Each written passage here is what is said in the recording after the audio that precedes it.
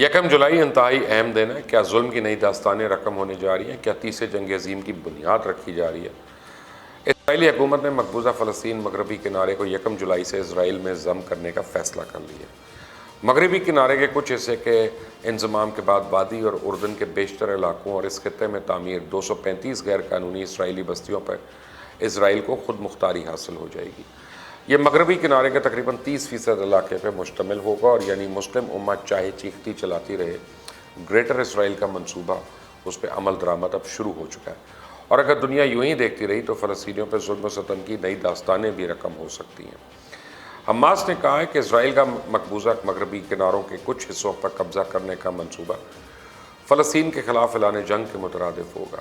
Hamas کے مسلح wing کے ترجمان ابو عبیدہ نے کہا کہ مغربی کنارے اور وادی اردن کو اسرائیل سے ملحق کرنے کے فیصلے کو ہماری عوام کے خلاف جنگ کا اعلان قرار کرتے ہیں۔ 4 جون کو اسرائیل نے اعلان کیا تھا کہ 50,000 لوگوں پر مشتمل غرب اردن کا علاقہ اسرائیلی ریاست میں ضم کیا جائے گا اور وہاں سے کے شہریوں کو اسرائیلی شہریت نہیں ملے گی۔ مغربی اردن کے فلسطینی علاقے اسرائیل میں ضم ہونے کے بعد فلسطینیوں کو اسرائیلی آئین کے تحت برابر قانونی حقوق کا مطالبہ کرنے کا کوئی اختیار نہیں ہوگا۔ اسرائیل اگر غرب اردن کے علاقوں پہ ہاتھ صاف کرنے میں کامیاب ہو جاتا ہے تو اس سے اسرائیلی وزیر اعظم کو مزید حوصلہ ملے گا، جس کے بعد وہ مزید فلسطینی علاقے اسرائیل کے اندر ملاتے جائیں گے۔ انضمام کے معاملے میں اسرائیلی سیاسی قیادت فلسطینی آبادی کو ہمیشہ پاپولیشن بوم جیسے خطرے کے طور پہ پیش کرتی رہی ہے، اور ان کی خواہش رہی ہے کہ ایسے فلسطینی علاقوں کو پہلے ضم کیا جائے جہاں فلسطینیوں کی آبادی کم ہے۔ فلسطینی محمد اشتیا وزیر اعظم نے کہا تھا کہ اگر اسرائیل نے فلسطین کے زیر قبضہ علاقوں کو انضمام کرنے کا منصوبہ جاری رکھا تو تمام مغربی کنارے اور غزہ پر ریاست کا اعلان کریں گے اور عالمی سطح پہ ان کو تسلیم کرانے کے لیے زور دیں گے۔ یہ معاملہ فلسطین حکومت کے لیے خیر اتنا آسان نہیں ہوگا، کیونکہ حماس جس نے اسرائیل کے اقدام کو اعلان جنگ قرار دیا اور دونوں کا اس پہ معاملے پہ اکٹھا ہونا بہت ضروری ہے۔ گریٹر اسرائیل کا منصوبہ تو پرانا تھا، لیکن اس میں مہر اس وقت لگائی جب امریکن پریزیڈنٹ ڈونلڈ ٹرمپ نے 6 دسمبر 2017 کو اعلان کیا کہ وہ اپنا سفارتخانہ بیت المقدس منتقل کریں گے، کیونکہ 14 مئی 2018 کو جب بیت المقدس پر اسرائیل کے قبضے کے 70 سال پورے ہو رہے تھے تو اسی دن امریکہ نے اپنا سفارتخانہ تل ابیب سے بیت المقدس منتقل کر کے یہ بتایا کہ وہ اپنے منصوبے میں کتنا بے چین ہے۔ امریکی صدر ڈونلڈ ٹرمپ نے اسرائیلی وزیر اعظم نیتن یاہو کے ساتھ وائٹ ہاؤس میں مشترکہ پریس کانفرنس میں مشرق وسطیٰ میں قیام امن کے لیے اپنا منصوبہ پیش کیا، جسے ڈیل آف دا سینچری کا نام دیا گیا۔ اس نام نہاد امن منصوبے میں مقبوضہ بیت المقدس کو اسرائیل کا غیر منقسم دارالحکومت رکھنے کا عہد شامل ہے، جبکہ فلسطین کو مقبوضہ مشرقی یروشلم کے اندر دارالحکومت بنانے کی اجازت ہوگی۔ فلسطین اور عالمی برادری اسرائیلی آبادیوں کو جنیوا کنونشن 1949 کے تحت غیر قانونی قرار دیتی ہیں، جو جنگ کے دوران قبضے میں لی گئی زمین سے متعلق ہے، جبکہ اسرائیل بیت المقدس کو اپنا مرکز قرار دیتا ہے۔ لیکن اسرائیل جسے امریکی پش پناہی بھی حاصل ہے، یکم جولائی سے اپنے منصوبے پہ عمل کرنے جا رہا ہے۔ اور کیا کسی کے پاس ان کو روکنے کی طاقت ہے؟ کوئی روک سکتا ان کو؟ امریکہ اور اسرائیل نے عرب ممالک کو کمزور کرنے، انہیں توڑنے اور وہاں کمزور حکومتیں بنا کر چنانچہ انہوں نے پوری منصوبہ بندی کر چکے ہیں اور گریٹر اسرائیل کی راستہ ہموار کرنے کا کام شروع ہوا۔ 1948 میں فلسطین کے محدود علاقے پہ قبضہ کر کے اسرائیل قائم کیا گیا، اور پھر 1957 کی عرب اسرائیل جنگ کے ذریعے مصر، اردن، لبنان اور شام کے کچھ حصوں پہ قبضہ کر کے اسرائیلی ریاست میں توسیع کی گئی، اور اس کے بعد ایران عراق جنگ، امریکہ کی عراق پہ چڑھائی، لیبیا اور شام میں ایسا منصوبہ بندی سے آگ لگائی گئی جو ابھی تک چل رہی ہے۔ تمام عرب ممالک ایک دوسرے کے ساتھ الجھے نظر آتے ہیں اور ادھر اسرائیل آرام سے بیٹھا ہوا ہے۔ بس OIC کبھی کبھار مذمت تو کرتی نظر آ جاتی ہے، حقیقت یہ ہے کہ اس تاریخی مرحلے پہ جب اسرائیل اتنا بڑا قدم اٹھانے جا رہا ہے فلسطین کے معاملے میں، عرب دنیا میں یکجہتی نام سے بھی نہیں ہے۔ لیکن اس دفعہ معاملہ سنگین ہے اور فلسطینیوں کے پاس سوائے مزاحمت کے کوئی اور چارہ نہیں ہے۔ یورپین یونین بھی عملی اقدام کی بجائے مہذب نظر آنے کے لیے زبانی جمع خرچ کرتی تو نظر آ رہی ہے، لیکن اکثر بیشتر مغربی ممالک اسرائیل کے منصوبے میں حامی ہیں، کم از کم کچھ تو بول رہے ہیں، جبکہ مسلم امت کے ممالک اسرائیل سے تعلقات بہتر کرنے کے چکر میں نظر آتے ہیں، اور یورپین یونین نے کہا ہے کہ اسرائیل کی جانب سے فلسطینی مقبوضہ علاقوں کا اسرائیل میں انضمام ناقابل قبول ہے۔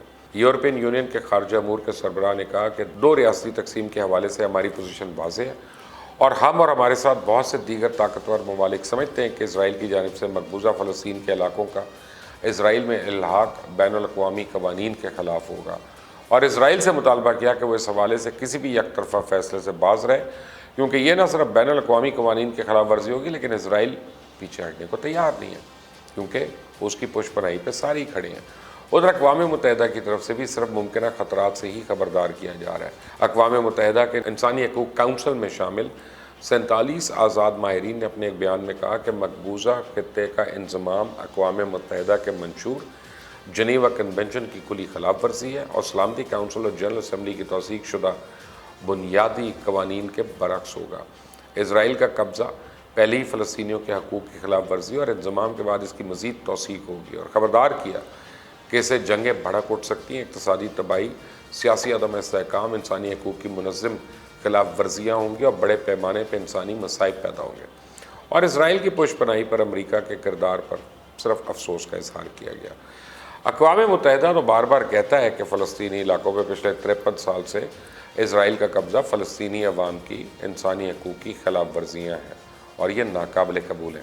اقوام متحدہ نے ماضی میں بھی اسرائیل پہ غیر قانونی طور پہ زمین پر قبضہ کرنے، طاقت کا حد سے زیادہ استعمال کرنے، اذیت دینے، مزدوروں کا استحصال کرنے، حقوق انسانی کے لیے سرگرم خواتین اور صحافیوں کو نشانہ بنانے، بچوں کو جیلوں میں ڈالنے اور لوگوں کو جبراً علاقہ چھوڑنے پر مجبور کرنے جیسے متعدد غیر قانونی حرکتوں پر بات کی، لیکن یہ سب زبانی جمع خرچ کے علاوہ اور کچھ نہیں۔